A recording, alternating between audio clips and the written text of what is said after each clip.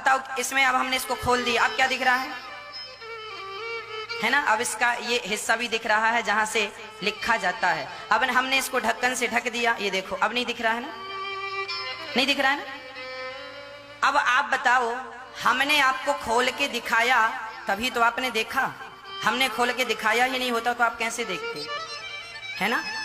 अब हम ही खोल खोल के दिखाएं और सामने वाले से कहें कि तुम अपनी सोच बदलो, तो ये कहां तक सही है?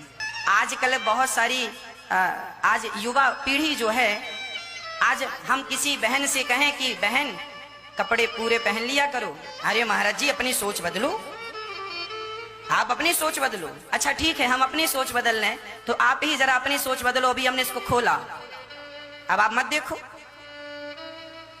मत देखो, इससे क्या पॉसिबल है? आप ही खोल खोल के दिखाएंगे तो देखने वाले का जा क्या रहा है? इसीलिए कहा करता हूं कि मर्यादा में रहना सब प्रकार से सही है। अमर्यादित ये हिंदुस्तान है। अब लड़कियां ये कहें कि महाराज जी आप अपनी सोच बदलो, हाँ हमने सोच बदली, हम नहीं देखेंगे, पर हम नहीं देखेंगे ना, जमाने को तो आप नहीं सिखा सकते ना, समझा सकते। ये फूल है, गुलाब है, हम दिखा रहे हैं अपना गुलाब, आप देख रहे हैं कि नहीं? अब हम अपना गुलाब आपको दिखाएं और कहें अपनी सोच बदलो, क्यों गुलाब देख रहे हो? आजकल के हमारे देश की बेटियां फटे फटे कपड़े पहन लेती हैं, अश्लील कपड़े पहनती हैं और कहती हैं अपनी सोच बदलो। जब आप दिखा ही रहे हैं तो देखने वाले को प्रॉब्लम क्या है? जब तुम्हें दिखाने में शर्म नहीं है तो देखने वाला, हम तो गुलाब दिखा ही रहे हैं, आप देखो ना, दिखा रहे हैं। अब हम दिखाएं और आपसे कहें आप लोग मत देखो, तो क्या आप लोग पट्टी बांध लेंगे आंखों में? इसलिए कहते हैं शरीर है, मर्यादा, शरीर हमारा है तो हमें मर्यादा में रहना चाहिए ना। सच्ची बताऊं, आज भारत में पुरुष अपने शरीर को जितना ढकते हैं, महिलाएं भी इतना नहीं ढकती शरीर को। मतलब पुरुष फिर भी शर्म जानता है, पर स्त्रियां आज बिल्कुल बेशर्म होती चली जा रही हैं। बल्कि मेरे आका सल्लल्लाहु अलैहि वसल्लम ने यहां तक फरमाया, मेरी उम्मत में सबसे ज्यादा मौत अगर किसी कारण से होगी तो नजर बद से होगी। हुजूर ने फरमाया है, तबई नेचुरल डेथ के बाद, नेचुरल तबई मौत के बाद अगर किसी वजह से, किसी बीमारी से सबसे ज्यादा मौत होती है तो नजर बद से होती है। वो पता नहीं होता सबको, उसकी अलामतें तक हुजूर सल्लल्लाहु अलैहि वसल्लम की हदीस में गिनाई गई। नजर बद हो जाए तो कैसे पता चलेगा? जिस्म के अंदर कैसी तब्दीलियां होती हैं कि पता चल गया कि नजर लगी है, वो फिर कभी मैं अर्ज करूंगा। लेकिन नजर लगती है ये सबको मालूम है।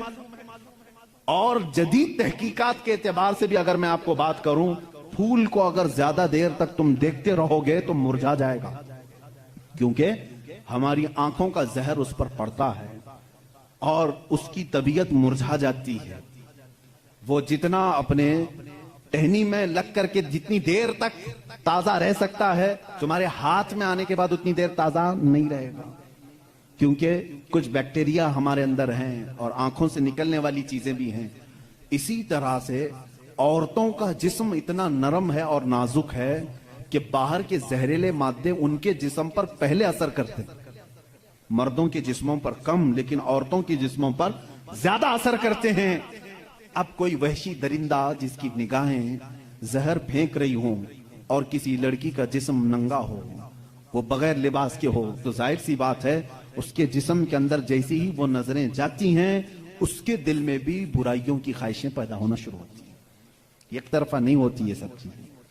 उसके अंदर जो खराबी आई वो उसकी आंखों की वजह से। इसीलिए मेरे आका सल्लल्लाहु अलैहि वसल्लम ने फरमाया, फ़इन्नल ऐन तज़नी, आंख भी जिना करती है। हुजूर सल्लल्लाहु अलैहि वसल्लम ने फरमाया आंख भी जिना करती है। अब मुझे बताओ मेरे अजीजों, इस्लाम ने इतनी जो हिफाजत की है औरतों की, इसको तुम कह रहे हो जोर जबरदस्ती है? इस्लाम दीन फितरत है, सिर्फ वही बात करता है जो इंसान के लिए सूटेबल हो, जो तुम्हारे जीने के लिए अच्छा हो। अब मैं आओ तुमको ये भी बताता हूं, कुछ लोग ये कहते हैं खाने पीने के मामलात में भी, अब ये बात थी औरतों की। और हाँ, यहां पर मैं ये बात बता दूं कि ये बराबरी जिसको कह रहे हैं ना, वो बराबरी है नहीं। तुम कभी भी इसके जवाब देने की भी कोशिश मत करो। ये बराबरी किसको कहते हैं? इनके सामने रक्स करे, डांस करे, बराबर करे।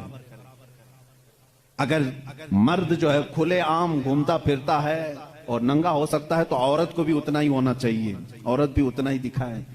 तो ये तो ऐसी बराबरी है कि इतना अगर शौक है बराबरी का, तो फिर ऐसा करो, अपनी बीवी के साथ मुआयदा कर लो, 1 साल तू बच्चा देगी, 1 साल मैं बच्चा देता हूं। ये बराबरी करने की चीज है? अरे सारा बच्चों का दर्द औरत ही क्यों सहे, तुम भी थोड़ा सा पार्टनरशिप में ले लो।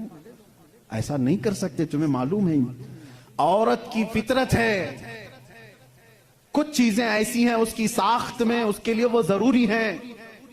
और इस्लाम ये समझता है कि औरत के लिए उसके घर में रहना ज्यादा सूटेबल है बनिस्बत बाहर घूमने फिरने के। खुले आम रहने से ज्यादा अगर महफूज कोई औरत हो सकती है तो वो पर्दे में रह सकती है। इसलिए इस्लाम ने उसको पर्दे का हुक्म दिया, उस पर जोर जबरदस्ती नहीं, पाबंदी नहीं, उसकी फितरत है वो, उसे जितना महफूज रख सकते हो। अब खरीदने वाली चीजों में ही आप देख लेना, अब उसको मैं अकली तौर पर अगर आपको बताऊं, कुछ चीजें ऐसी हैं आप खरीद कर, आलू प्याज लेकर के आए, आलू प्याज लेकर के आए, आपकी किचन में आपने उसको किसी बुट्टी में रख दिया, टोकरे में रख दिया, कहीं पर भी रख दिया, चल जाता है, रख दिया। लेकिन साथ में आपने कुछ गोश्त खरीदा, कुछ टमाटे, कुछ दही, बाहर नहीं, फ्रीजर में रखना पड़ता है। भाई इनको दोनों को बराबरी दो, दही को भी टोकरे में क्यों नहीं रखते, गोश्त को भी बाहर ये इस टोकरे में क्यों नहीं रखते? आप खुद कहेंगे। कुछ चीजें ऐसी होती हैं जिनकी सेफ्टी फ्रीजर के अंदर है, कुछ चीजें ऐसी हैं कि वो बाहर रह करके भी सलामत हैं। जब तुम्हें दुनिया के हर निजाम में ये बात समझ में आती है, तो अल्लाह ने मर्द और औरत को पैदा ही ऐसा किया है कि मर्द अगर बाहर रहे तो सेफ है, उसके जिस्म की साख्त ऐसी है, लेकिन औरत घर के अंदर ज्यादा सेफ है। इसलिए इस्लाम ने उसे पर्दे का हुक्म दिया है। बात समझ में आ गई? इस्लाम ने जोर जबरदस्ती उसको पाबंद नहीं बनाया, जोर जबरदस्ती पाबंद नहीं बनाया। बहरहाल ये एक बहुत बड़ा उन्मान है। औरतों के हुकूक की बात अगर कोई ऐसा बंदा करता तो समझ में आता, जो औरतों को मर्तबे में बढ़ा करके यूं कहे कि औरत के कदमों के नीचे जन्नत है। अगर कोई ऐसा शख्स कहता तो बात समझ में आती, जो ये कहे कि बीवी को एक लुकमा खिलाओ तो सदके का सवाब है। अगर कोई ऐसा शख्स कहता जो ये कहे कि एक बेटी को पाल कर निकाह कर दो तो जन्नत वाजिब है, इनके पास ये कोई भी चीज नहीं, बल्कि ये जिस औरत की बात कर रहे हैं, इनके लिए वो अपने नफ्स की ख्वाहिशात पूरी करने की एक मशीन है बस। और अगर मेरी बात सही नहीं है तो चलो मगरिबी दुनिया में मैं तुम्हें दिखा दूं कि वहां शादी किसे कहते हैं, तलाक किसे कहते हैं, बच्चों का निजाम क्या है। कसरत से पूरे यूरोप में आपको मैं बताऊं, वहां शादी का निजाम तक खत्म करके रखा गया है। जो लड़की पसंद आई उसके साथ रहते रहो, बच्चे भी हो जाएंगे। 2-2 बच्चों के बाद वो लोग फैसला करते हैं आप शादी कर लें। अब शादी करने का बराबर टाइम आ गया, हम लोगों की अंडरस्टैंडिंग हो चुकी है। ये है फैक्ट बता रहा हूं मैं आपको।